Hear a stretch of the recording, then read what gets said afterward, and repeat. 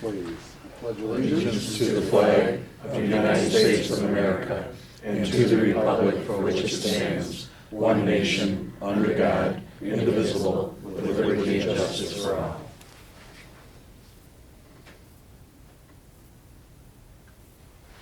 Thank you. And a roll call, please. Sharon Stiltner here. Phil Clark. Here. Heather O'Neill Roberts. Here. Andrew Goulet. Here. Charles Basatel. Here. Heidi Campbell. Here. Ray Karloff. Here. Mr. President Bailey. Thank you. Visitors and their requests. We have one. Mr. Hardiker. Yeah.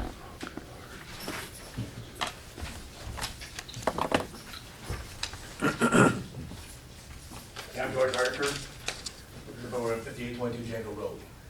Okay, after a meeting last week, there was a few of us that went out together and everything else. Mr. Goulet happened to come in where we're at. I was very proud of the way he conducted himself. He was answering questions that the ladies been asking and everything else, and they were getting some of the answers they were looking for, even though some of them are still like on, tearing one way or the other. But this is what I'm directing you people. You need to talk to the people in the community to get the backing. They've lost their trust, is what's happened. The more and more people get involved by listening to you, if they see them on the street and somebody says, hey, you're on a school board, yeah, and they ask you something, try to get an answer they're looking for. I mean, they're looking for something, they wanna know what's going on. Okay, and then I mentioned that I'm trying to get an organization going and everything else. I mentioned about the concession stand in the back. I got somebody supposed to be, got the word out to John, I guess he's supposed to give me the measurements, how many squares are supposed to be on the roof and everything else, so I can get a cost of materials. Eugene, you mean, or? No, Eugene. Okay, all right. Yeah. All right. Just I did, John. all right. I thought you meant me, and I was like, I didn't No. get, you must be talking, my memory's bad, because I don't remember talking about that. Sorry about that, my dog just popped here. Anyways, as soon as I get the square footage and everything else, I can get the cost of materials and see what exactly we're gonna need into it, I'll get with you, and if we can set up a date and everything else, I have a guy who said he'll haul all the debris away. Won't have Okay. to worry about bringing nobody on in. Thank you. And I got people that'll come and take and do it and everything else. It's just a start and everything else, but they're willing to work and get something going and everything else. Like I said, they're not afraid that some of these villages, they're just lost the trust. You guys gotta build the trust back with the community. That's all So I- you're getting with me, or Eugene is getting with me? Eugene's probably gonna get with me and then I'll get with you. Okay, all right, and I'll talk to him too. Yeah, So, yeah, okay, just all like, right. cause I just need a square footage. Okay. Comes out to it, I asked a couple people if they knew it, cause they roofed it before, and they said, no, they would just go there and roof it. Okay. So, I mean, All right, all right, thanks a thank lot. you, yeah. Thank you for coming. Oh, yeah, I meant to tell us, Jim Newman said he wasn't gonna be able to make it today. Yeah. So we'd have mentioned That's that, it. so. Okay. Discussion of the superintendent hiring process. There were some questions before about our policy regarding our hiring process when we have a vacancy. I checked with legal counsel and was advised that our policy, which says we will recruit from within or we'll hire the Michigan Association of School Boards or another consulting operation to help us and so on and so forth. And the question was, well, do we have to do this and do we also have to do that? And the answer is no, we do not. And I was also advised that because the wording of by looking at the wording of the policy, that the School Board Association probably wrote it to get themselves included in it, and that we should probably remove it from the policy. So we'll be looking at that in the coming weeks, days, something to get that revised so that it's more in line with the way it should be and what Gary thought we should do with it. Other than that, I think it's pretty straightforward. As well, I know Mr. Latois has applied for our position, and we have elected to have this meeting to discuss our process and then interview Al. And so before we put him on the hot seat, does anybody have any questions or anything else they want to discuss about our process? Okay. Well, to further that with, again, because I've had a lot of questions. So we did, just to re-clarify, we did check with our school attorney that we can go into this process because we have an internal candidate.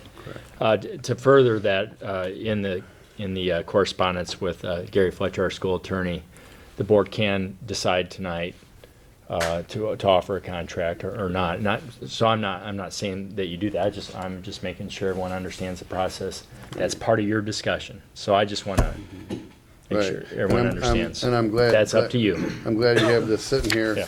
The, Do I get a vote on that? Have you voted on anything before? No. That's the answer. There's your answer.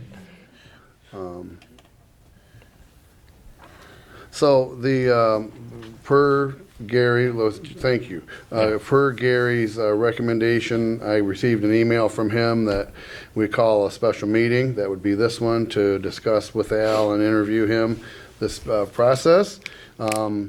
And we'll talk to him about his interest in it and conduct an interview. And once we conduct the interview, and if it goes well, and Al still isn't scared away, then we would entertain either tonight, or if you want to wait till next week, it doesn't matter, but we do have the ability to have a motion and a second to offer him the position and offer the board president to negotiate a contract in accordance with the parameters discussed with Al once we start talking.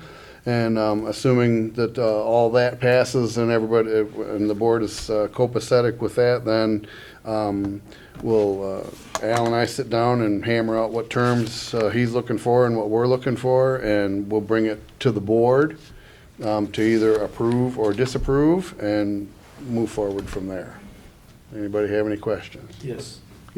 Will we be able to talk about what the board wants as terms before you go in to negotiate? Yes, we're gonna do that tonight. Okay. Do we do that in closed session or? No, No. everything has to be done in open session. Yeah. This is not, the only time we could go in closed session to speak about a superintendent or this process would be for an evaluation, for like the annual evaluation.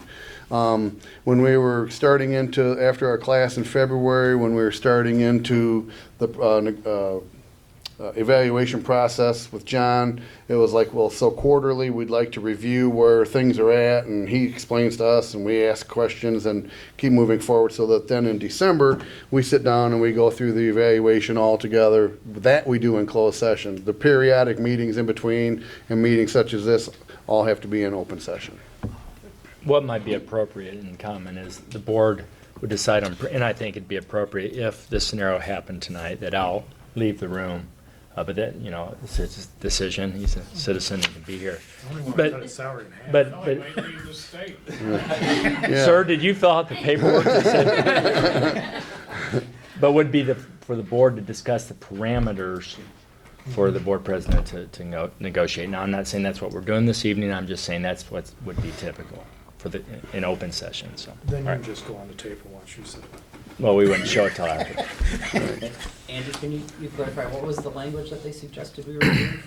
The language that says that you will either recruit from within, or the key working word being or, hire a school board association or another consultant operation to conduct a search. You can do one. Basically, the board, one of the primary jobs of boards of education, as we all know, is to hire a superintendent to run the district for us. So the board can do pretty much whatever the board wants to do in the way they hire that position. They have to do it all in the open and everything, but it's the board's job to hire, to do that. So, okay? Anybody have anything else? No?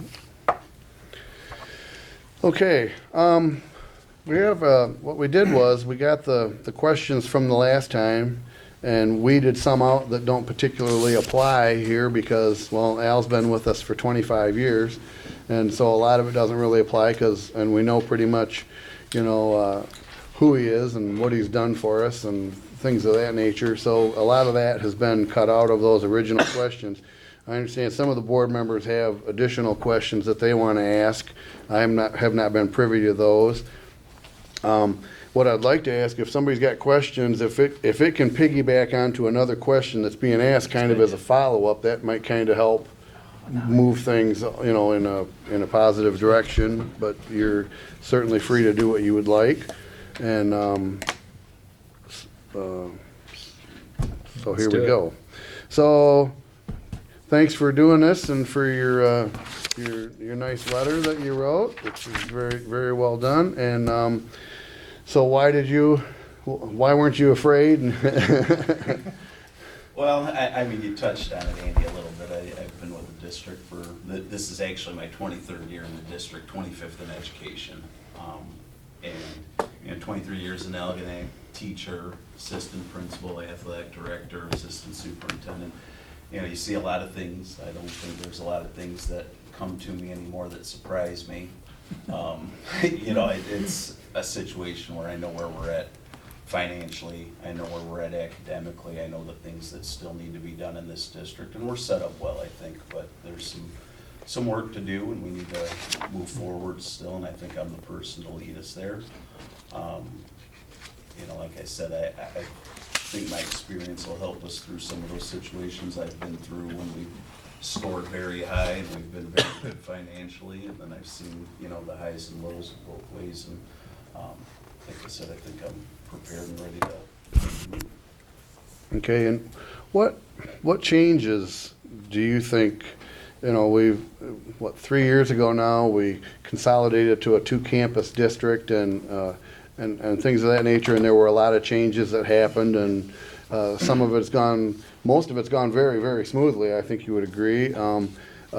What do you see that you think you might, want to improve or change, or have had an expectation that's different than what you expected and you'd like to do something else or something of that nature?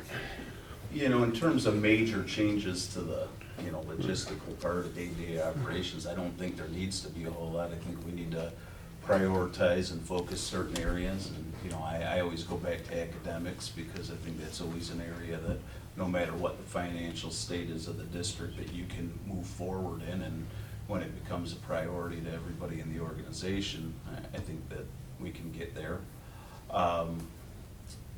Obviously, I'd like to do our best to maintain our enrollment, meaning not losing people to other districts. I think that that's important. We know we've struggled a little bit with declining enrollment, although most of it is not due to us losing people school of choice. That number's stayed pretty steady, at least in the years that I've been assistant soup, because I've tracked that and I kind of head up school of choice, and those numbers have stayed pretty close to the same, but we're just not getting the incoming kindergarten classes. But certainly maintaining the population that we have, I think, would be important to us. And what about our culture? The culture here changed, Leader in Me and all these other things. Yeah, I mean, I think that is, but I think we have people in place. I think we have programs and people in place, and I don't think it's anything new and necessarily innovative that we have to bring in. I think the programs are there. I think, again, it's just making those a priority and continuing on with them. Chuck? Yep, understanding you've got a wealth of experience in education, but if you were to be the superintendent, what things do you see yourself doing from an educational standpoint for yourself to enhance your strength in the community as our superintendent? That's a good question. I haven't been in a college classroom per se since I got my master's, which has been quite some time back. I do educate myself through several workshops I attend throughout the year to keep on, a lot of my position up until this point has been keeping up on the legal pieces of the district, and so through Troon Law, I attend both the fall and the spring conferences, making sure I'm up on that. I'm part of Michigan Negotiators Conference, so even though it's not necessarily in a classroom, Chuck, I keep up on the current trends and keep, make sure to keep the district in compliance. But I do aspire to get my ed specialist, and that'd be the next step in my degrees. Right. So yeah, I would like to do that. Okay. Just time permitting, this job kept me a little bit busy, but there's Okay, always. I'm good with that. That's fine. I'd like to insert something here. The other thing that I spoke with Gary Fletcher about was the fact of Al, his level of certifications. I was asked by 2 of the board members if that he didn't have an ed specialist would disqualify or otherwise be a mark against him for holding the job, or if there was a timeline where he would have to receive that. Because Al was hired as an assistant superintendent in a central office position in 2009, and the law passed in 2010 saying you have to have that certification to be in central office. Folks that were hired before that are grandfathered in as long as they keep their professional development credits up, which Al has done, so that is not an issue. So working toward his ed specialist is fine. But he's okay the way he is too. I just wanted to make sure everybody was on the same page with that. Anything else, Chuck? Nope, Ray. not for the moment. Okay, you hit on this a little bit, but let's touch it a little bit more. Setting educational standards is incredibly important in this role. As you can see where our scores have been the last couple of years. How do you ensure that these standards are set, clearly communicated, and met? Well, in terms of setting them, I mean, I guess it's somewhat of a philosophy, I guess, of the school district or vision of school district. Where do we aspire to be, you know, in Algonac? I mean, what is the goal? You know, certainly something that the board and the superintendent, I think, get a good gauge of where we want to be, what's our makeup, where do we belong, you know. Certainly, we've always talked about being above the state average in academically, and I do think that's fair, and I think that that's attainable. You know, it's certainly where we need to be. Now, when you talk about how we get there, you know, how do you get to that spot? And you know, sometimes it's a focus back on academics, just at its very core.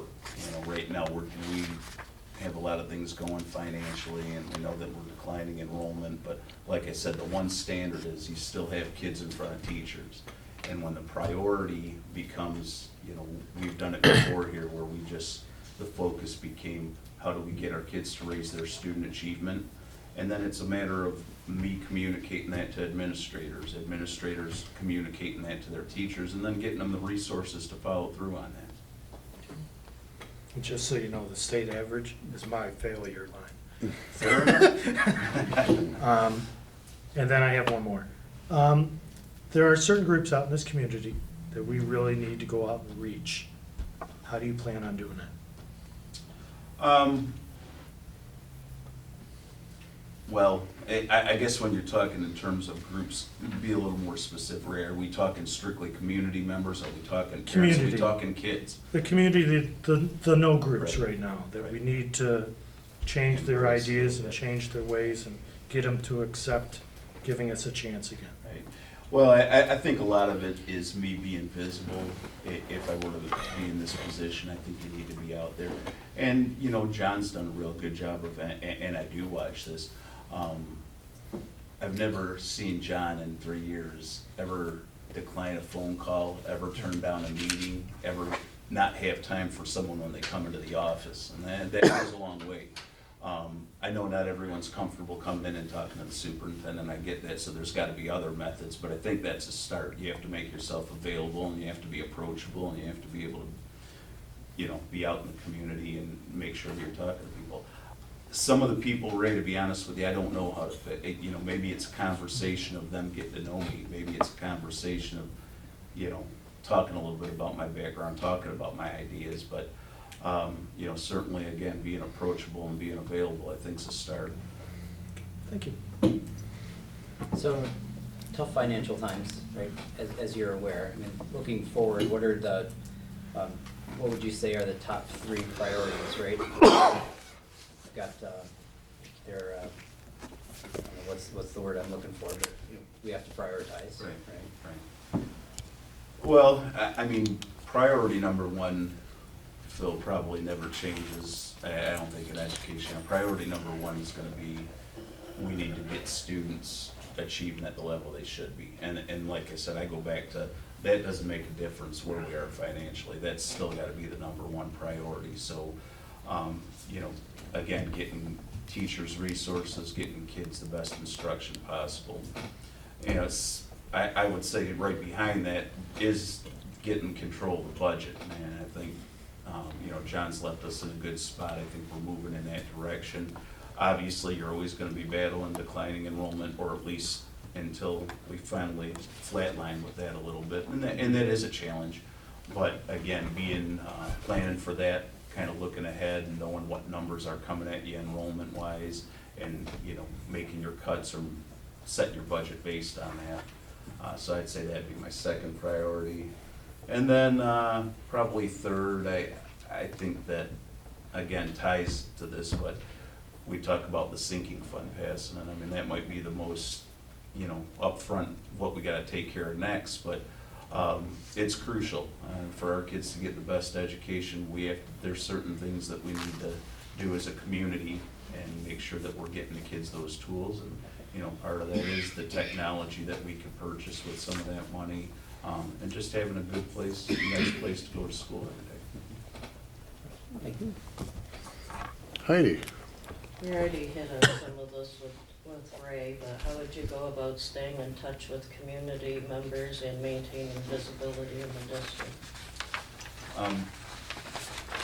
Well, John likes to say he over-communicates sometime, but I joke with him, but I do think there's very few people that probably could say, if they're paying attention, if they're listening, that they are not getting the message, because I do think he puts it out there. But I think that there's a lot of that in terms of,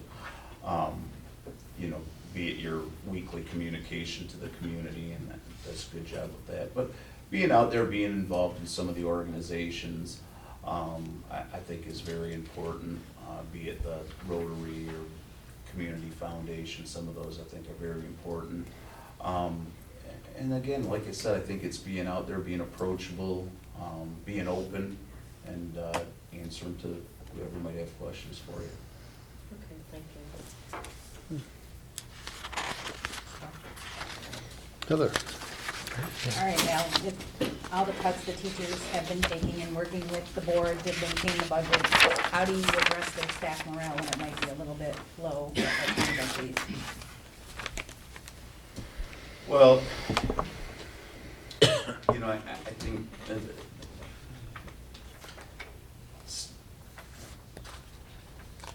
I guess probably the best way to answer that is teachers do have a lot thrown at them right now, and on top of it, I think at times feeling underappreciated, we can't always reward them financially because of, where we are budget-wise, and I think there's gotta be some ways to show that they're appreciated.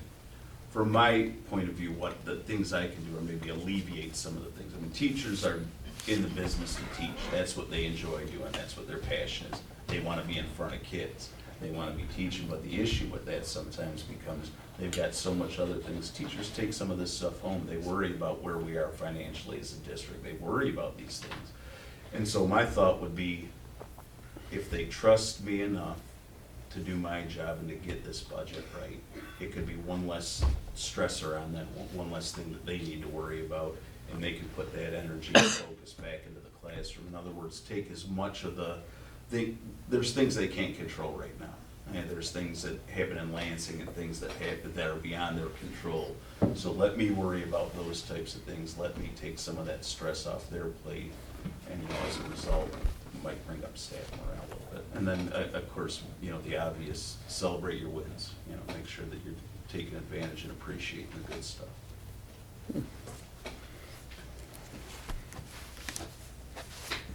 You, Sharon? Okay, Al, before John came into our district, one of the criteria we were looking for was to have somebody make us more transparent. And Lord knows, he's been out. Now, because you possibly might be in that position, what kind of a technique would you use to keep the community and the staff and the parents and everybody informed?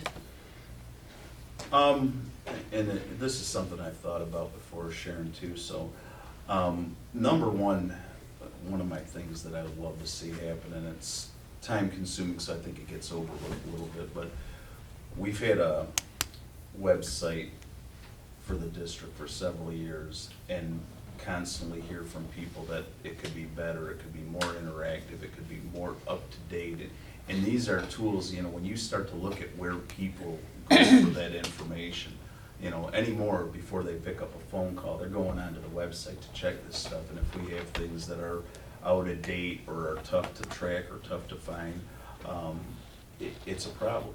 And I think that that's a great tool, and oftentimes can take away a lot of the miscommunication, or even, you know, people say, no, I never knew that this was happening. Well, if we make that a user-friendly tool, I think that's a big part of it.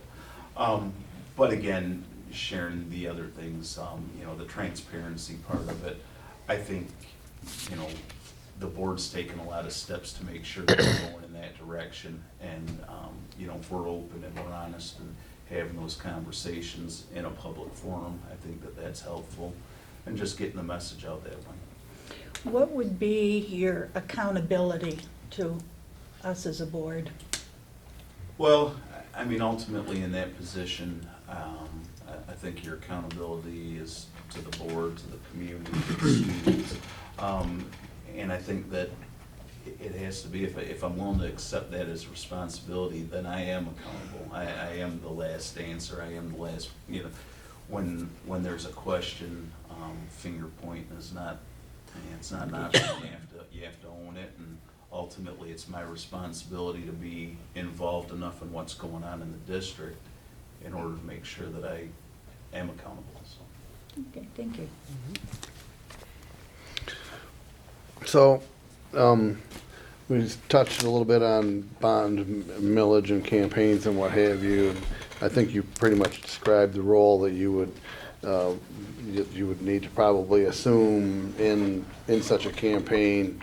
Is there anything else you want to say about that? Well, I mean, I think, and again, this bond and sinking fund, this was the first time I've ever really kind of been in a lead spot on that. Well, John had been in the lead, but me being close by, and so, you know, John took me to Lansing when we went and started the process, and, you know, and so I've been a quick study, and I've learned a lot about what needs to be done. And I didn't know a lot of the legal and financial stuff that goes into it, and it's a process. So, but you need somebody that's going to govern that or be the leader of that. And so I would assume that would now be my role if I were to take John's position.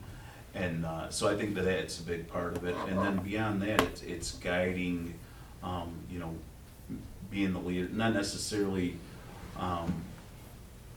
being out and about and trying to hit every group. It's certainly good, but making sure that you have key people that are doing that, and making sure that you have a plan and you're hitting the areas that you need to, and, you know, not to be the reason why we don't pass this. In other words, you know, don't let it fall through the cracks. You need to be the reason that we do pass it, or the kids are the reason we pass it, but making sure that the right people are informed, making sure that we're getting the information to all the areas and answering everyone's questions. In yours and I discussion a couple of weeks ago, you said, you know, if the board is expecting another John Stricker, I'm not their guy, okay? I meant that with all due respect. And when you say all due respect, you can say anything. Right. So, you know, John has, you know, transformed many things here and what have you. Are there things that you would do differently? I'm sure there are. Like, you know, what are there things that you would like, that you would change, you know, with our cultures, our student, or whatever?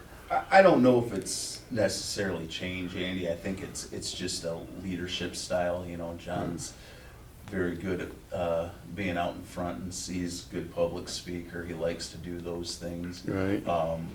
Very, very good with, you know, I watch, and I've learned a lot because I watch the attention to, you know, when even a seemingly just throughout the day, you know, if it's a student that approaches him, and I've watched how he embraces those, you know, those interactions, and it does go a long way. And when you do the same thing with parents and community members, you can bring a lot of people in. That's a skill that I need to make sure that I follow through with and pick up from John, because it's a good skill to have. I guess when I say, you know, it won't be John. My style, Andy, is I am more of a, when it comes down nuts and bolts kind of person. You know, you know me for a long time, kind of seen how I've operated as a building administrator. I like to get a question, a situation, I like to reflect on it, and I like to come back with the best information possible. It's not always gonna be, we'll have shorter meetings probably as a school rep. Budget updates, thank God. But again, it's just a style thing. I don't think Yeah, there's, when we'll you talk talk later. about huge transitions or huge differences, I don't see it being that way. I just think it's gonna be a different style. Personality. Okay. The question I have in front of me is, I already know the answer, so I'll just read the question. What experiences do you have in personnel contract negotiations and experience as a lead negotiator? Well, as assistant superintendent, that's part of your game plan. Pretty much. And if you were to come on as superintendent, how do you visualize the assistant superintendent's job? Is that gonna change the district's getting smaller, we're looking everywhere, so what do you see happening there, if you've had time to think about that? Well, I have, Chuck. I think obviously some of it would be a conversation with people sitting in front of me right here. What I envision is, you're right, we are getting smaller.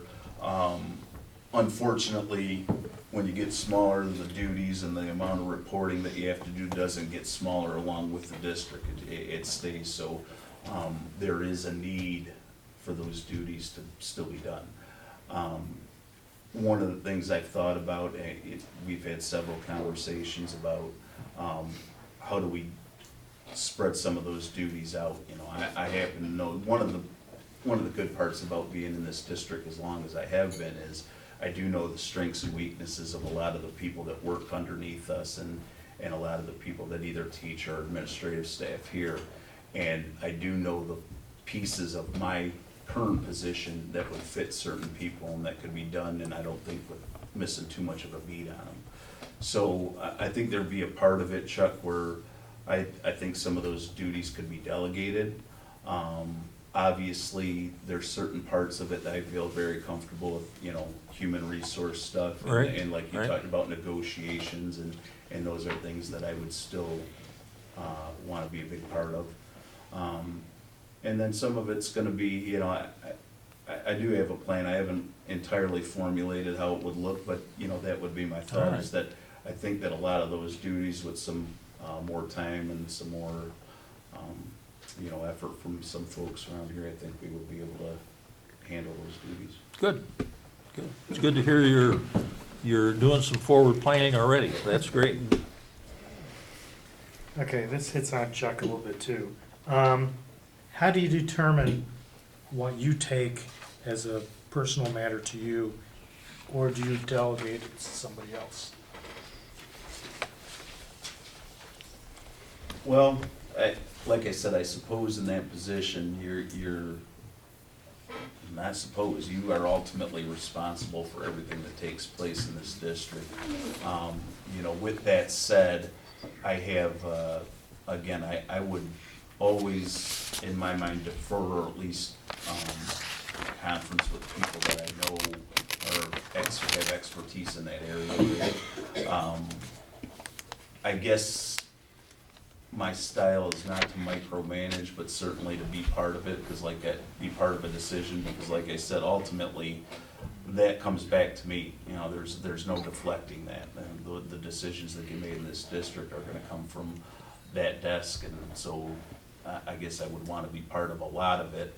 And then realistically, there's times when parents call or community members come by and they don't necessarily want to talk to someone down the road. They want an answer from the top. And I mean, there's a chain of command that that we always direct them to, but I'm sure John will tell you Oh, my. time and time again, sometimes that chain of command doesn't mean a whole lot to people. They want an answer, and they want an answer from you. So in terms of delegating, I guess it would have to be, on a case-by-case basis, but ultimately knowing that I'm gonna be part of a lot of decisions, because I'm the guy that has to, either reap the benefits That's right.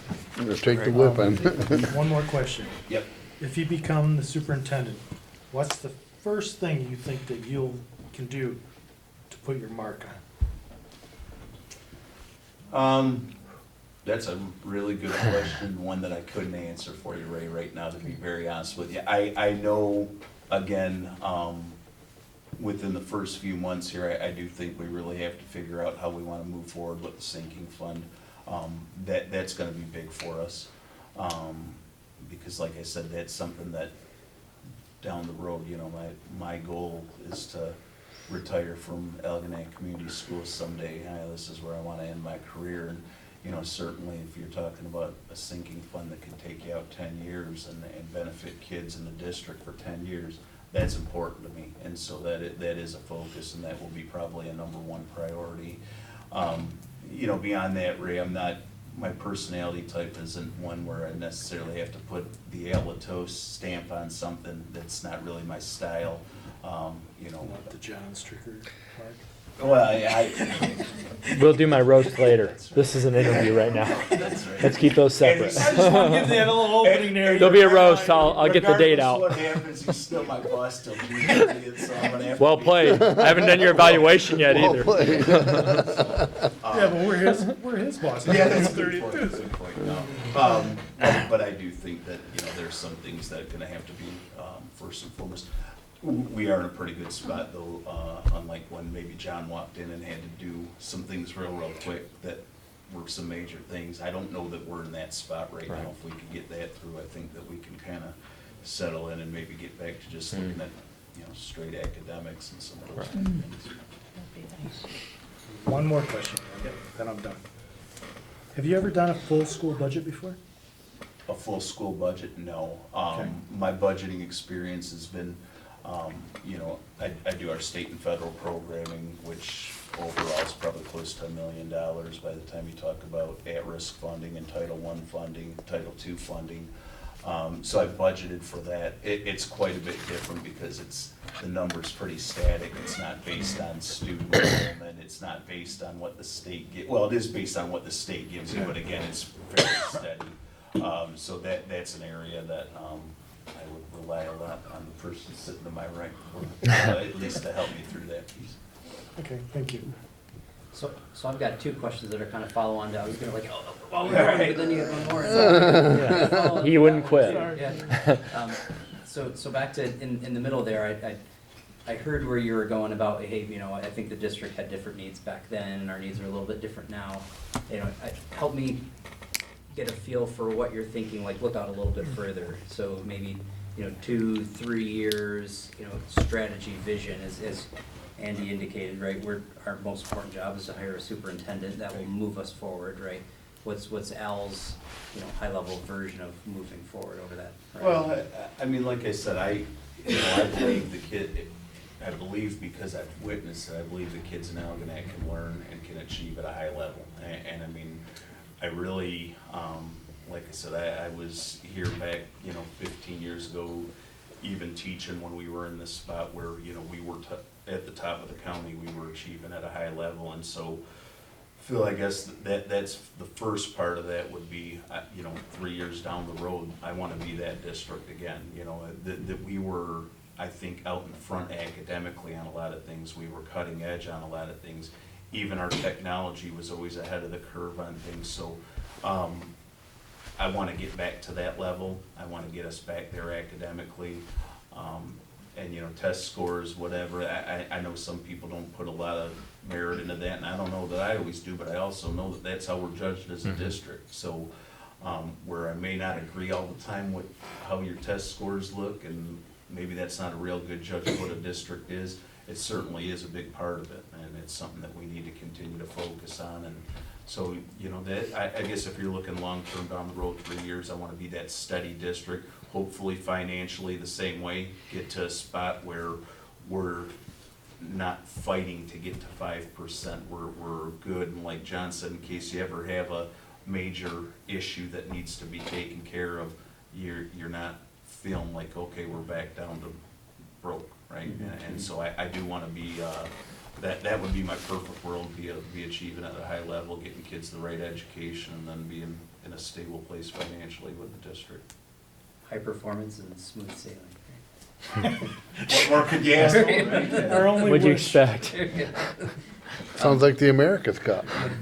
So that my second question then, you know, along the lines of budgeting and things like that, I mean, what, if you're kind of a step back and think about things as you're trying to put together, what are the data sources that you look at, right, for financial decisions or curriculum decisions? Yeah, well, I guess, you know, financially, like I said, you gotta have a pretty good grasp of what it is you think you're bringing in terms of, you know, right now with the way that the funding, and this could change, who knows, somewhere within 5 years, right? But right now, the way that funding's given from the state, it's based on a per pupil formula, and so, I mean, knowing what's leaving, how many are leaving each year, and knowing how many are coming in, that's usually a pretty good place to start, and gets you a pretty good idea of where you should be budgeting, and, you know, it helps you right-size your staff, make sure that you're not overstaffed or understaffed, whatever the case is. So I think it starts with enrollment numbers, and then obviously keeping up with the state on what potential increases in funding are and knowing those numbers coming in, and I think that's where you have to start with your budget. And then in terms of curriculum, you know, curriculum, obviously, we do a lot through committees when we start to look at how we're gonna budget for curriculum. Melissa's done a real nice job of identifying the areas that need and prioritizing those. I mean, things are expensive. When you buy resources, they're expensive. You can't afford to do everything at one time. But at the same point, if you prioritize and figure out, okay, here's the areas that we lack, here's the areas we haven't addressed in quite some time, and you research and make sure that you're getting good resources and resources that can help teachers, help kids. Thank you. What should the relationship between a school board and a superintendent look like? And please describe how these characteristics have been evident in your position. You know, I guess open and honest. You know, I guess when I look at what I need from you or what you need from me, I mean, I hope that we would be able to have conversations. And I mean, I know John, in his position, probably makes 100 decisions a day, and, you know, you're probably not always gonna get every one of them right, and that's just human nature, but you better get most of them right. And so I guess when I look at the relationship between the board, I would expect honesty. I would expect if you think that I'm going down the wrong path, somebody says, oh, this is not the philosophy we have here in this district, and I don't think that would happen. I think I've always, knowing the board members, and which was I think a big reason into why I showed interest in this position. I feel very good about the board, and I feel very good about the direction we're in, and I feel very open with being able to express that to you. And I don't think that there's people on the board that wouldn't express if they had some concerns to me, and I'm okay with that. Thank you. All right, I'm not sure if you've thought this far ahead yet, but do you have any innovative ideas, business partnerships, kind of like how John was working with Anchor Bay with the IB program and the exchange students? I mean, is that something you're still looking into, you know, or any ideas like that? Yeah. And I have another question after that. Okay. Of course you do. You know, one area that I do think is important, and I've got the vision, I just don't know how to quite get there yet, but, you know, we have the tech program up at St. Clair County, and it's a fabulous program, but it doesn't serve enough of our kids, and these technical skills are where kids coming out lack, and we need to get back to some of those things. And, you know, it might be partnering with people in the community that own businesses and some of those types of things. It's something that I really think benefits a big portion of our population, because, you know, we get caught in a paradigm where every kid, we're gonna get kids graduate, they're gonna go to college, but that's not the reality of where we're at right now, I don't think. I think that's good for, a good path for some of our kids, but then there's some of our kids that have great tools and can be very successful in other areas, but as a county right now, I don't think we have enough for those kind of kids. And so that's kind of where my focus would be is hopefully to seek out some of those opportunities for our kids. And like I said, I'd be at working, with somebody that owns a construction company or some kind of a, machine shop or that type of thing. I think that those things are very important and probably, again, something that I don't think we have a bunch of in the county right now. And then another thing I was wondering about grant applications. Can you give us some examples of some that you've submitted during the past 3 years and what your success rate was?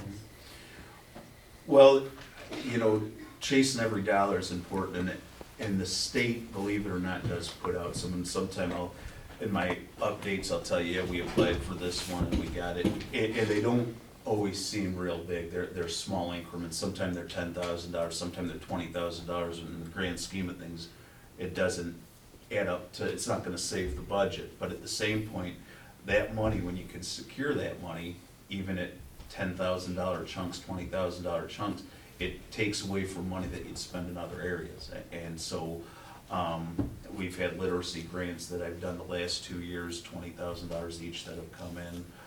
Assessment grants at $10,000 each that have come in.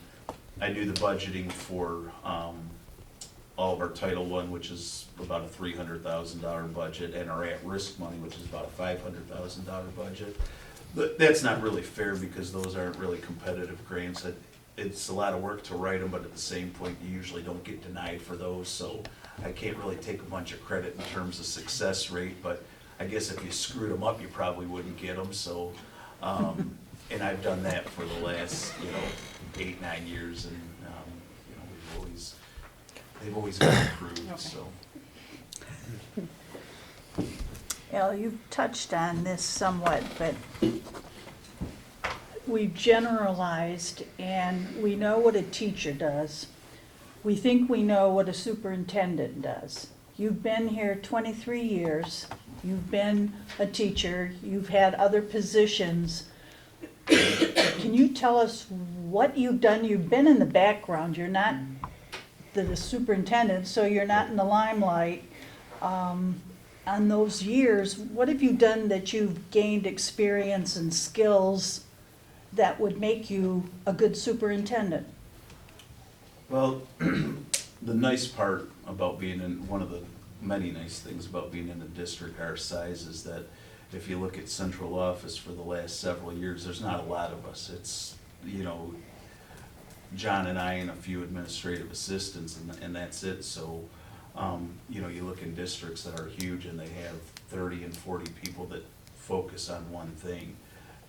We get the opportunity to focus on all of it. And so where it sometimes becomes a little bit taxing, getting pulled in a lot of different directions and trying to focus on special education and state and federal programming and curriculum and all the different things that go along with it. At the same point, you're learning along the way, and you do those things, and each year you learn a little bit more, and you get a little bit better at it, and learn to manage the time a little bit better. So, I'm blessed to have had the opportunity that I've had, because those skills travel. I mean, I can go with that skill set and go a lot of different places and in a lot of different directions because I have been given the opportunity. And like I said, it's mostly because there's just not a lot of other people around to do some of those tasks. So in terms of preparing, I guess I kind of feel like I'm a well-rounded candidate. I know, or maybe as they say, knows just enough to be dangerous in all those areas. I mean, but I do know, in my mind anyway, I think I have a pretty good grasp of every aspect of those positions. And again, I guess that's why I feel this was a good time for me to move in that direction, because I really do think that I can get a lot done based on that experience. For a little change of information, what is your position on schools of choice? Schools of choice, in Algonac, and I've, like I said, it's something that I've watched numbers for quite some time. I think that there's a reality there based on where we are in terms of where we sit location-wise. I think that it'd be nice to think, you're scoring high, you'll be bringing a lot of people to the company. But, the reality is we got some pretty good districts around us. And so drawing kids necessarily to the school, I don't know that that's realistic. But certainly maintaining the kids that we do have here is realistic, giving them an education. I don't know that we're gonna draw from Marysville and East China, I don't know we're gonna draw from Anchor Bay, but I also know that we can do enough here to where we're not losing kids. Our school of choice numbers, like I said, are very solid. We lose some to East China, we get some to East China, lose some to Anchor Bay, get some back. And those numbers haven't changed, even in the consolidation, where we thought there was a potential to lose a lot more, we didn't do that bad on those exchanges. So I don't know that it's realistic, Sharon, to think that we're gonna draw a ton of kids here. Certainly, I'd like to think if we were very good academically and we had some innovative programs, we could draw some kids here. Someone might find that niche, but I think the reality of it is, let's keep the ones that we have here and let's get them a good education. Good answer. Thank you. I have a couple, and then we'll let you ask us some question. So, let's get back to kids, where we all want to be, right? So September, all of our students come back to school. What's Al Latos doing for or to them that's going to be different? What are they going to see? From where I am currently now, or what they see different out of me? What are they going to see different? I mean, they got here last September and things were one way, and they're here now and they're away. You know, maybe the same, maybe a little bit different. Next September they show up. Al Latos is the guy. Yep. What's going? And they're going to say either, "Wow, this is," or "Wow, this is." Yeah. What are those? What are those? Well, what do they think right now, I wonder, is my question. Good answer. That is a good answer. I don't know, Andy, I don't think that in obviously being in the school, you know, the nice part about having your office right in the school, which is where I am right now at Algonquin, and then being over at the high school now, I don't think things are broken here that much as to where there needs to be crazy dramatic changes. I think we need to continue on with some of the, you know, you mentioned Leader and me, and we certainly know academically we gotta continue to grow, but I don't know that there needs to be drastic changes to anything. I think we need to focus on certain areas, I think we need to prioritize and continue to move in the right direction, but I don't know, so I don't think that there's gonna be any, for your typical third or fourth grader, I don't think they're gonna walk in and notice that there's any big change, and I don't think that's a bad thing. I think that we Right. need to tweak some things and move forward, but I don't think that there's gonna be any grand difference. And what about the high school kids, the ones that are going to notice any minute thing? What are you going to do to or for them? Well, I think if you look at, we've got a lot of good things going at the high school, I think, and then I think that there's some things that we really need to re-engage and focus on, and that's something that, you know, we would talk about obviously, but I do think that there's, you know, they need to know that they're supported, and I think John's done a great job with that. You know, being at their contests, being at their choir concerts, being at every event, and, you know, and he certainly is. And I think that in itself lets them know, you know, the fact that they know who the superintendent is. I know I grew up in a bigger area down in Warren, but I couldn't have told you who my superintendent was if he walked in the room. I, you know, had no idea. And the fact that John's out there, he's the face of it, that's something that certainly would be you know, something I need to be doing too. Okay. Before I ask the final question, to let you ask questions, does anybody else have any other question or follow-up? Any of the board members have any other I question have or one follow-up? small one. Okay. Are you a hands-on person or a delegator? No, I'd say I'm a hands-on person. I'm a worker, Sharon. I think that's when I look at, like I said, it's important for me to know the aspects, even in my job now and even in the schools now, I just feel I have a lot to offer in terms of, you know, I've been in the business a long time. I feel like I have a lot to offer, so I want to be part of everything. I do want to be part of those decisions. There are parts in time where you can only do so much, and there's only so hours, so you have to be smart in what you delegate out.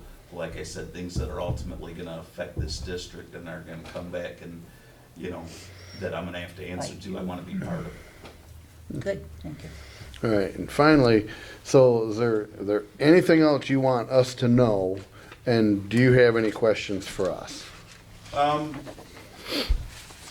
The first part of it, just things that I guess I would want you to know, and hopefully you know this about me anyway, or we probably wouldn't even be having this interview tonight. You know, I am very dedicated to this district. I didn't go to school here, I didn't grow up here. I came here 23 years ago thinking that I was gonna be an English teacher and a basketball coach, and then maybe move on somewhere closer down, I don't know, by where I grew up. And then shortly into it, I kind of figured out that this was my home, this is where I wanted to be. Moved out, not to Algonac, but to, you know, very close by, because this is the area that I love, I really do. I want to retire from Algonac Community Schools. You know, if I'm not the person for this position, you know, in the eyes of the board, I promise you, it's not something that I'd be offended by. It's not something that I would have any ill will, and I'm gonna continue to work hard no matter what the case is. You know, for all the reasons we talked about tonight, are the reasons what I feel I have to offer in this district. I think I do have quite a bit of knowledge. You know, we always joke around, I've been here long enough to know where all the bodies are buried. I know all the secrets, I know all these types of things, and I think that it would benefit the community and benefit the district if you had somebody like that. I don't personally, you know, my thought is, right now we need somebody running this district that is very aware of what's going on. We're challenging time, both financially, academically. We've got a lot of challenges along the way, but I know this. I'm not coming in blind. I know where we need to go, and I think we're in the right direction, and John's put us in that direction. Now I need to keep that moving and go to the next level with that. Questions for you guys? I mean, a lot of them kind of mirror some of the stuff that you asked me. You know, and so as a board, you know, you asked me about what my priorities would be as a superintendent. You know, what are your priorities as a school board? What do you think in the next, let's say, couple of years? What are the priorities for this district? Michael? Go, yeah, let's just go right around. And if anybody has anything, One you thing do, I if you was don't, really that's fine. concerned about with John leaving was stability. Like, I want someone that's here, gonna stay, which you've already basically have told us, so that makes me feel better. I wanted somebody that's gonna be here, not all these changes every single year. Cause I feel like if we get someone that's ready to stay and can lead the way and not leave, we could be on the right track.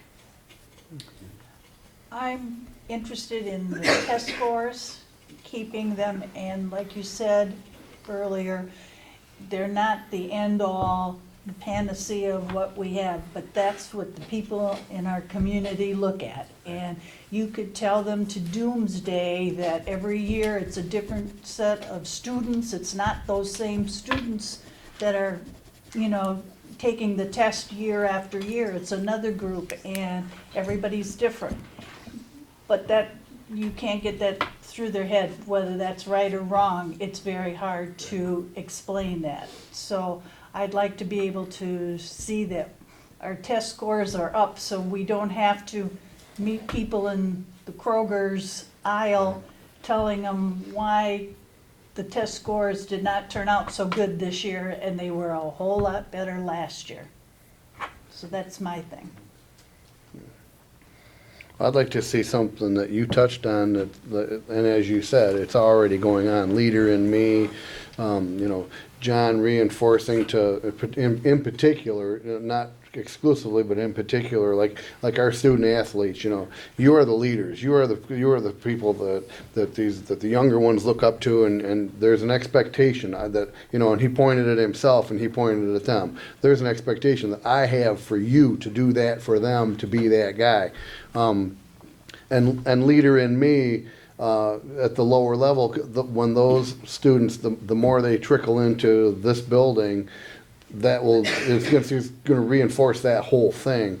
And I see it all, you know, John coming up with the family concept, I like that. Everybody that I talk to likes that. The fact that these kids care about one another.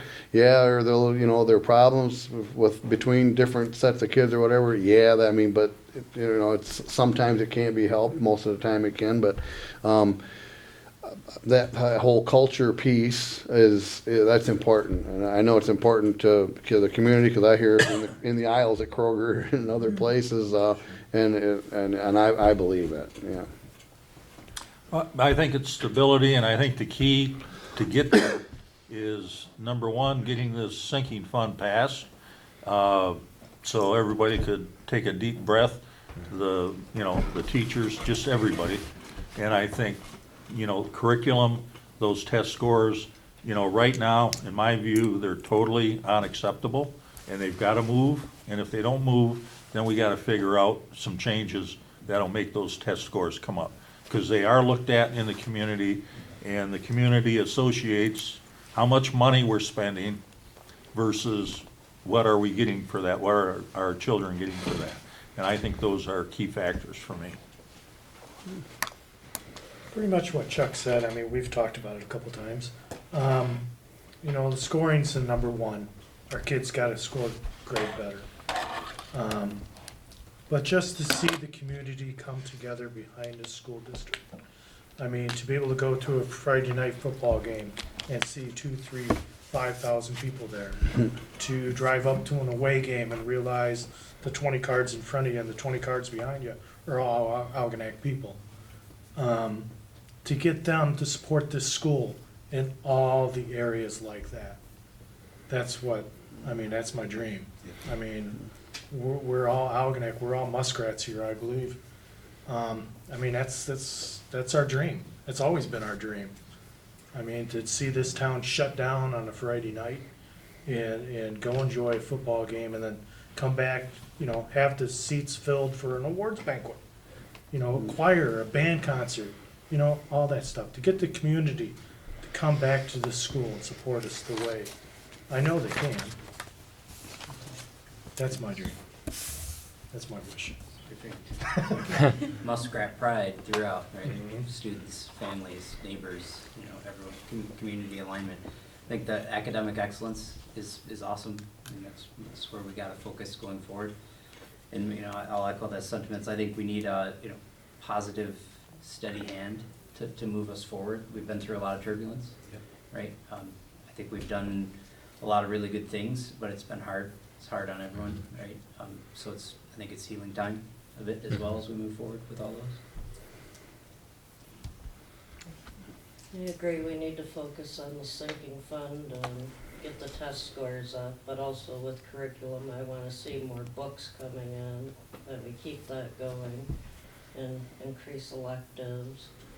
And I'd like that we try to increase our art and music programs and not cut any of those any further than they already are.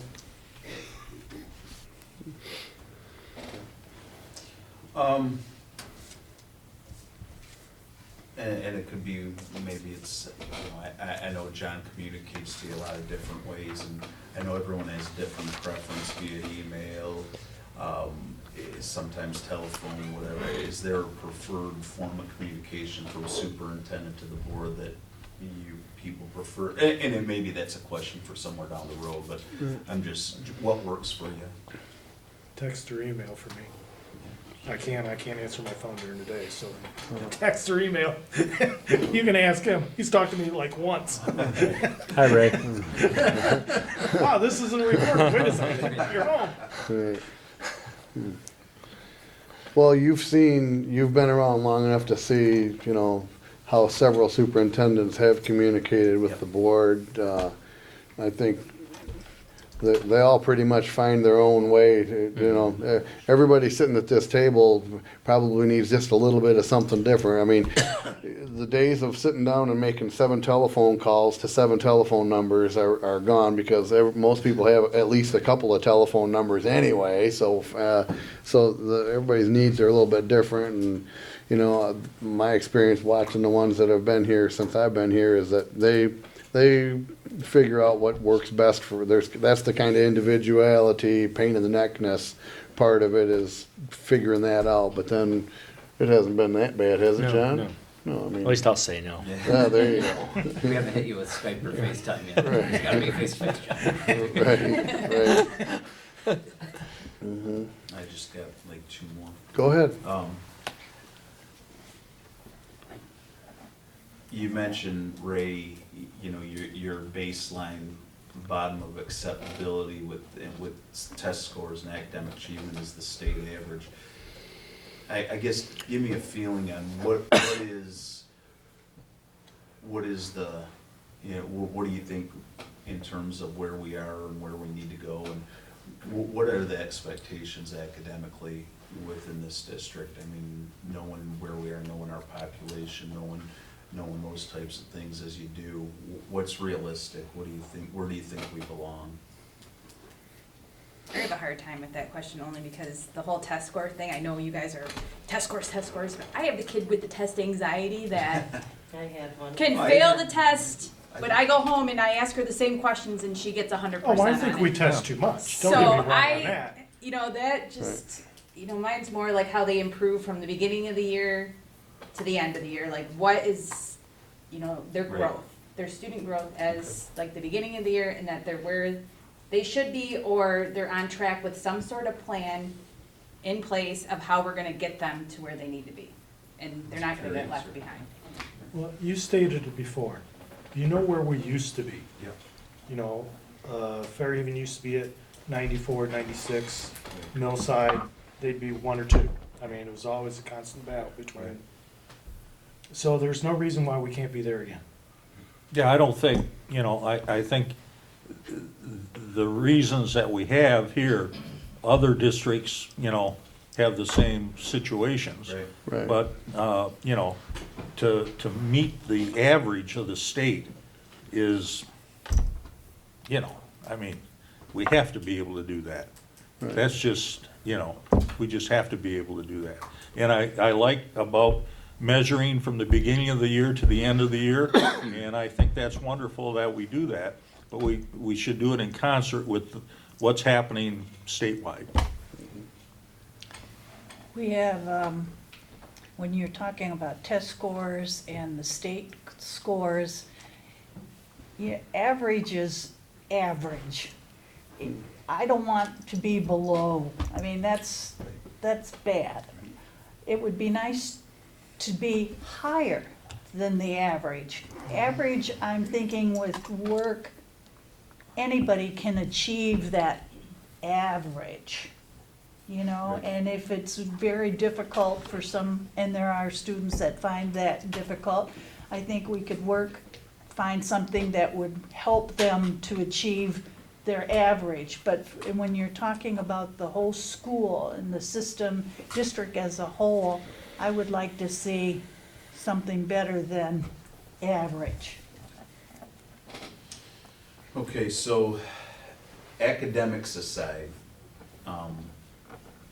talk about areas of need you think, and we could drill it down to elementary, secondary, things that you as board members would like to see when you walk in school, or things that you have concerns about, or areas that you think we need to improve going forward. And like I said, you could talk elementary versus high school, but what things do you see are areas of need that go beyond the academic part?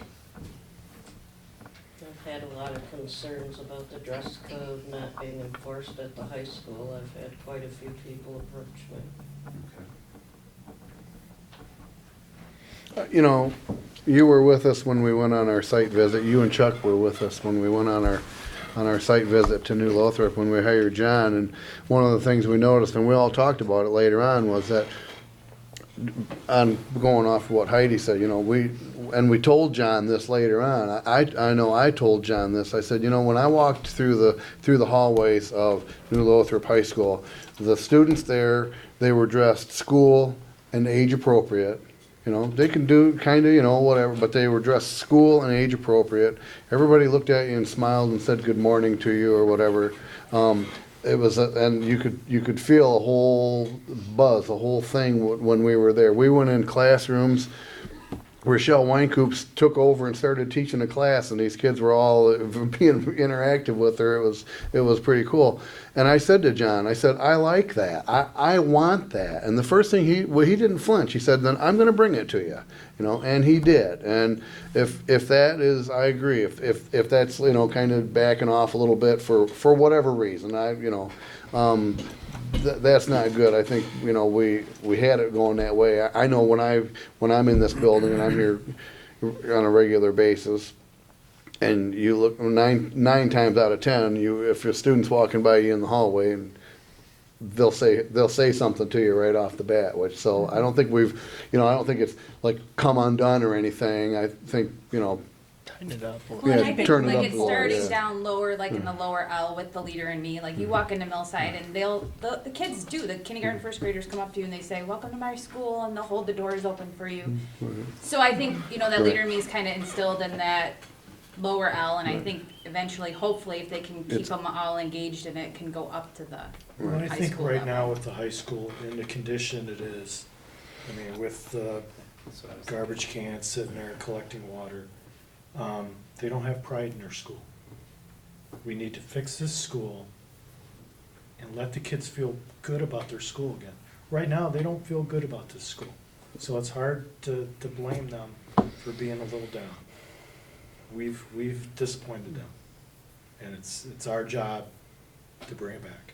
You know, and yeah, and that too, and positive reinforcement. John has done just a wonderful job of, you know, I've showed up here and he said, hey, I'm going down to pull so-and-so out of class. Look, here's this picture in the paper. I'm gonna go give him the paper. You wanna go with me? And he'll go down and pull a kid out of class and say, hey, I just wanted to tell you, you know, and here's the newspaper and what have you. I mean, that's all, I like to see that continue, because, you know, the kids do need to feel good about being here, you know, not artificially or, you know, poo-poo, whatever, but positive reinforcement and recognition of good things is important. Leader in me emphasizes that quite a bit, you know, and those kids are coming here, and, yeah, it's, you know, that's what I think. And what Andy said about you pulling the kid out to recognize them for something positive.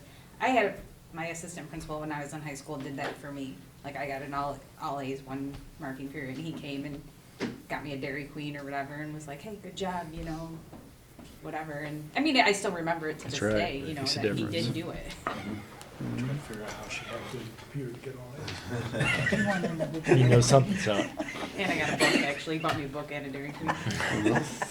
Uh-huh. That's about all I have. Like I said, you know, any questions you have for me or anything beyond that, let me know or call me. Okay. Does anybody have anything else? Okay, so our next section talks about selection of our superintendent deliberation and what do we think? What do we think? Is this where I'm supposed to leave? No, you don't know have to. what? You don't You have can stay as far as It's your I'm guys' concerned. call. I mean, They do a lot. it If we doesn't- start talking about what you your know. salary and that's gonna be, then you might wanna leave. Hate to see a grown man cry. Well, yeah, and that'll be, yeah, and that will be a part of this. Well, I think we should consider moving ahead with Al, and interested in the board's thinking on this. But we've got a guy here he understands us. And he's been here, and he's what we need right now. That's my opinion. He's the closest thing to a muskrat we've got. It's in my blood, Ray. That's right. No. Anybody else? I think Al's qualified. I don't think he likes to put himself in the limelight a whole lot. But I've been here longer than you have. And I've seen how you were when you first came versus now. And I think you do have the skills. You have been here when we've had numerous other superintendents, all different, but I know you have taken something from them, And I think that gives you a lot farther headway than somebody else that we would be looking for who is not from Algonac or the Thumb area or anything like that. And I have to agree with Chuck. I really think maybe this is just the right time, you know, We that. can hit the ground running. Exactly. And I would expect, if he were indeed the superintendent, to have his office, and the weekend before school starts, you've already fixed your office, now we work. You're done, you know? And I don't expect it that it would have to be like Martha Szymanski's with the light fixtures and the lamps and all the doodads and everything else. I would like to see you starting to work, You bet. you know? But I think you're very qualified, you just don't like to toot your own horn. I agree with Chuck. Moving forward, I think this is a good opportunity, you know, for us. I think it's a good opportunity for Al. You know, I mean, this is a guy who's been doing this for a while and has done this 8 years of being the guy behind the guy, you know, has set him up for it. I mean, had John decided to stay here for a whole lot longer, I wouldn't have blamed Al for wanting to move on up. And, you know, we're fortunate to have him want to move up here. And I really appreciate this whole interview. I view it almost more of a conversation, which is a good thing. And yeah, that's I concur. Yeah, I'll offer in my support as well for that. I think I'm also a step back and look at it and think about it, guy, but I think if there's no point in more time, wouldn't come to a different answer, I don't think. You know, we've got Al's here, I think he's the guy, I think he's the right guy. And we could go look and do a larger search, but at cost and complexity and time, right? And at a time when we don't have a lot of time. I don't think when Cal's right And you there. may not find somebody who's experienced or has those skills that Right. Al has already been It's doing. important they know the district and they That's know right. our district. Specific. Yeah. You got anything? I'm in support of going forward with Al. I've known him for quite a few years, and I think he's the best person for the job. Okay. Well, being that's the case, then where's that email we had? That thing that says what we need to do. Okay. If we want to do something tonight, we can. We would amend the agenda to for hiring of a superintendent. So I will make a motion that the board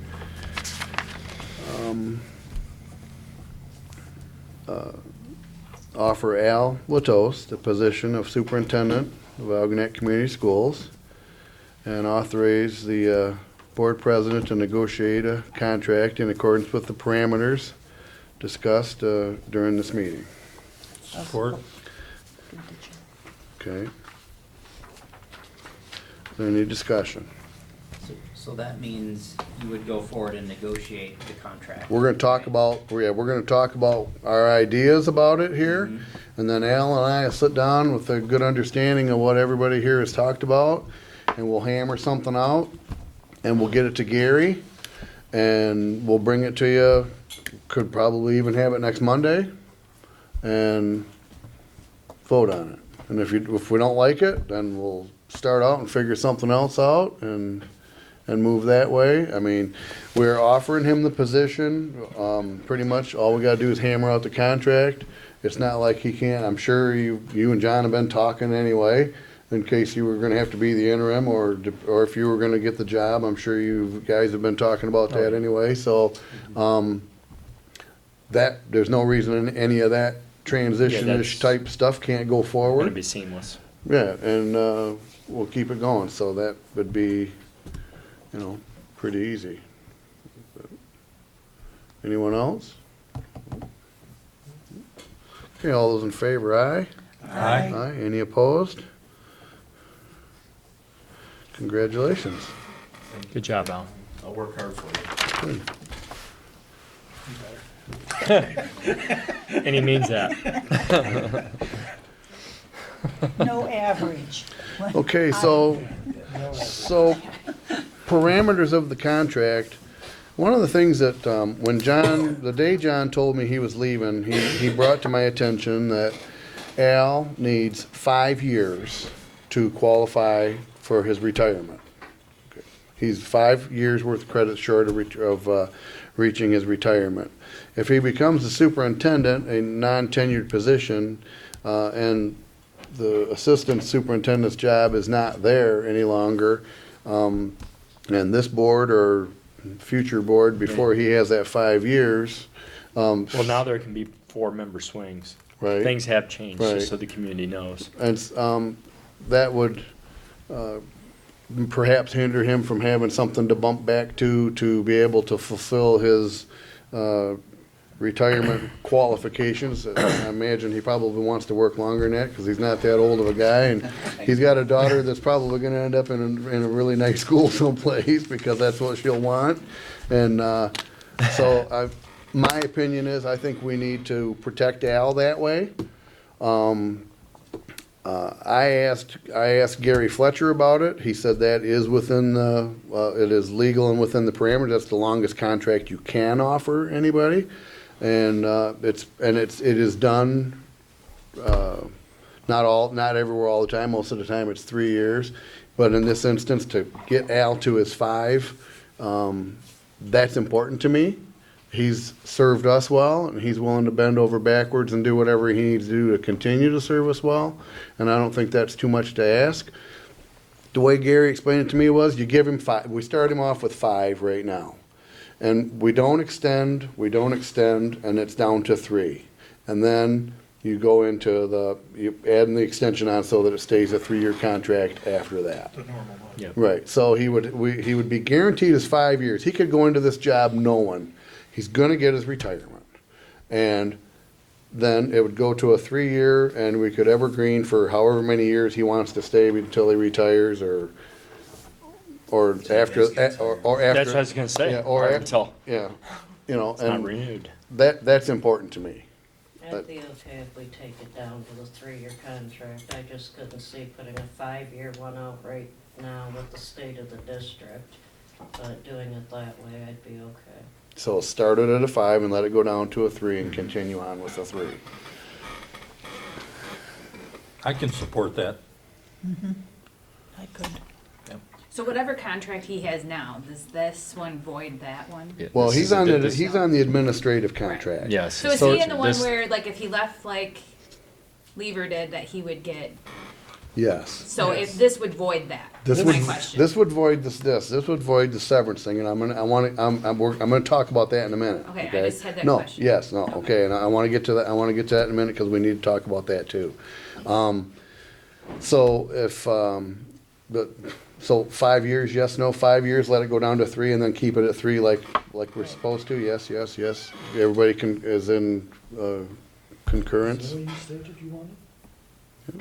Yeah, I just I didn't thought want to I- stay at a Right, 5-year. right. No, it would start out at 5, and we'd let it go down to 3. That way, he's guaranteed to get his credits in for his retirement. Like John said, 4 new members on the board show up and get a wild hair, a bee in their bonnet, and decide to can him. Hey, at least he's got we've protected him today from that. Okay.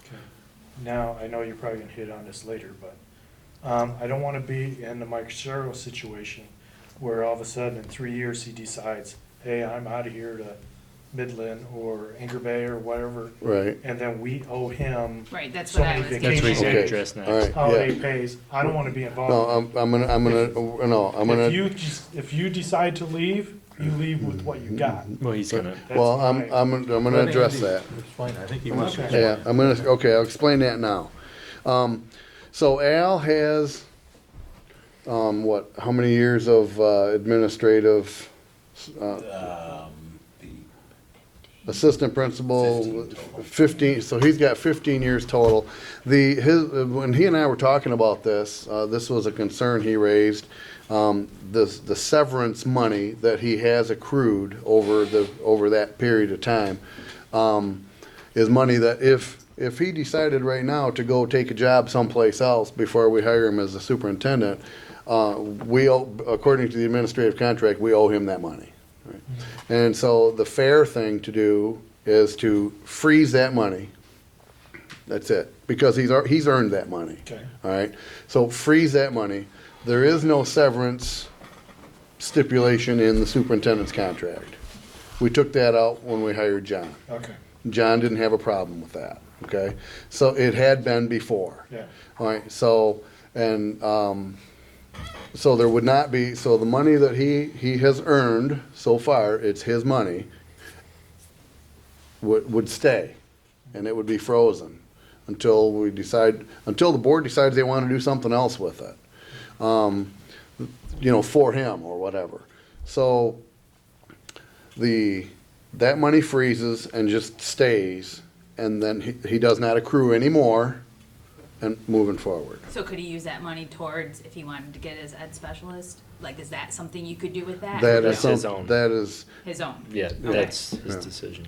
So I mean, so the board doesn't decide to do anything with that money, No, like you, it's his. so So it's it's just his. frozen, It's he's his. not gonna That's gain right. any more. It will not gain any more. We still owe it to him. So at such a time, If he let's needs say to he get goes, something, let's say he goes his he 5 does. years and maybe a couple of more, and then he retires.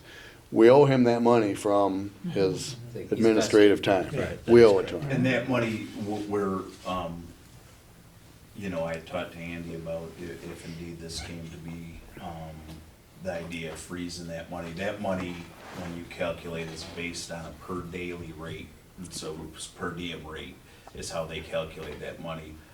Obviously, the jump to superintendent would make that daily rate go up, so my thought would be, I don't need that. Right. That's not That's what what I'm it is looking now. for. Right. It's do it based on what it would be now. That's correct. Instead, because it goes up quite a bit, you know, Right. if you start looking at data. And something else Al pointed out to me when he and I were talking about it was, so Lever was given the money that he was given. Al's salary, while higher, his daily rate was lower because Lever's job was during the school year job and a week or so before and a week or so after. Al works year round, so his salary is split up, his daily rate for the whole year thereby is lower. So he would, so he kind of, he kind of got hosed on that deal in the whole first place. So, yeah.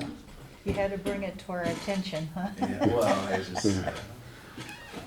think people were trying. So I to figure think, out why his I daily think, rate was- freezing, Get a nice contract. freezing whatever the amount, whatever that amount of money is, and, we can get that amount. Dorothy, somebody, we can have that. Of course. Okay, so everybody will know exactly how much money that is. That'll be frozen, held on to, whatever, for Al until, either he retires, or if the board wanted to do something at a future time different, that could be negotiated later. It's nothing we have to worry about now. For now, Going to Midland race, so. yeah. I'm thinking of a motorhome with a big muskrat. So that would get frizzed. The current superintendent's contract, which I happen to have right here. One of the things that happened last time was when we got rid of the severance, we changed forever, the superintendent had a, there it is, a life insurance policy that was a whole life policy. And when we hired John, we changed it from a whole life policy to a term policy, which would save the district some money. So, let's see.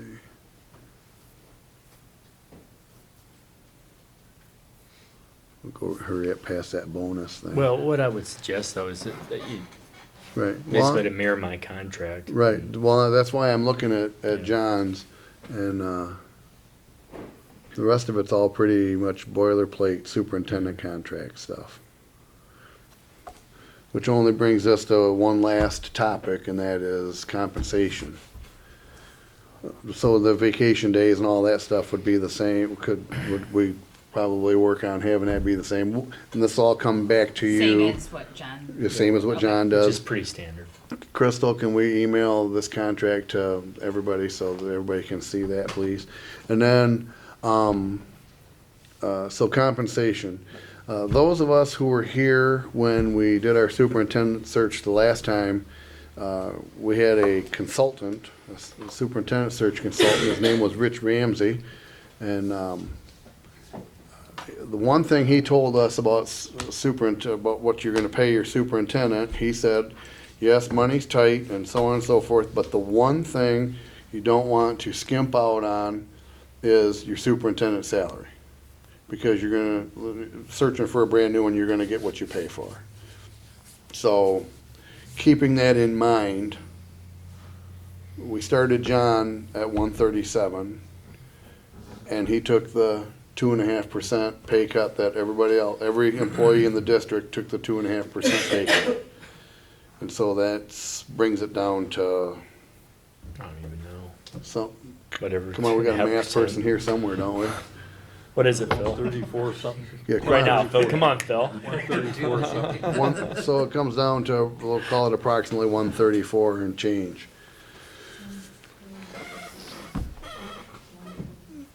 Who has ideas? That's a calculator. I'm hearing rumors out there. I did it wrong. 133,575. 133,575. Yeah, that's Okay. So that's where we are right now. Thoughts, ideas? The only thought I have is, how many years were you superintendent before that? 10, almost 10. He's got 10 years' experience. I know He's got 23 here. I know, but Yeah, I'm just, it's Right. not You know, superintendent experience, I'm just, it's assistant you know, superintendent. stating that. Yeah, that's the only thing I'm bringing. Right. Well, and the assistant superintendent, if the superintendent disappears for whatever reason, And then he has more responsibility. has, you know, it's kind of important to understand that job. I think in the transitions we've had before, when we've had a superintendent leave and have another superintendent, and have an interim, and then have another superintendent, Al has been like, Right here. pivotal. And he's been the guy behind the guy, making sure that to support the guy and hold the guy up. And I don't think you can do that without pretty much knowing the job. So, you know, I get what you're saying. I think he's pretty darn close. I would say the experience that he has. I'm just saying, yeah. he had 10 years. Right, of superintendent right, experience. right, And, right. and in this case, we would or would not continue to have a assistant superintendent. You know, so we're Would not. saving money there too. Right. Well, I guess we, in fairness, we haven't gotten there yet on that assistant. It looks like that is, and that would be a good thing. And so if you put the two together, we've got a nice little cost savings there. I'm okay with spending up to what we do now. You want me to do it? Yeah, I mean, if we're getting rid of the assistant superintendent, I have no problems. And I know, like, you know, and Al, you pointed out to us a little while ago, he was talking about the tasks of that job if, you know, and Maybe this, can I ask where Al is right now, like as an assistant and superintendent, like what he makes What you now? make Like now. I don't know I- if that's okay or not. I think it's about 106. Okay. I think it is too. Well, I didn't know if I could should ask probably that. know No, the you answer. can. I don't know no, mine you can Ask either. whatever you want, absolutely. I didn't know if I It's could my survey the choice. crowd last week, Yeah. but Phil did. I was like, Ask for forgiveness, I guess. Right. I don't have a problem with the 133 plus. Okay. I really don't. So, hearing consensus here, I think Al and I are gonna have a pretty short meeting about all of this to get it formalized and bring back to you. Does anybody have any other questions about it? But again, just to review, you're sending the contract out, I current contract. will send the contract. So there may be some questions. There may be some questions. We'll send it out to Gary. If anybody has any questions, If let the me know. bonus is in there, man, just cross it off yourself, because you're not seeing it. Just sue my word. Andy, You'll the- never see it. Now you just started another rumor. the salary rate that we had negotiated originally for John. Right. In the contract, was that based on other districts of similar size or general superintendents in Michigan or? No, that's a really good question. What we did was when we hired MASB to do our superintendent search, and our consultant came to talk with us about that, he asked what, if we had a range of what we would want to pay the superintendent, and it went like in $10,000 increments. So, and it went from like 130 to 141, you know, was, so 135 to 141, 130 to, it was 129 to, so it started at a 9 or a 1 or ended at a 1, whatever. So, and the board at the time, by consensus, said we wanted to be in that range that was the 135 or 6 to 141 range. And through negotiation, we came into the middle of it at 137. And that was based on a thought that that range was kind of a sweet spot to get the right talent? Correct, The right- correct. Because like Mr. Ramsey told us, he's like, okay, how much you gonna wanna pay this person? You know, before we even put the thing out for application, how much you gonna wanna pay this person?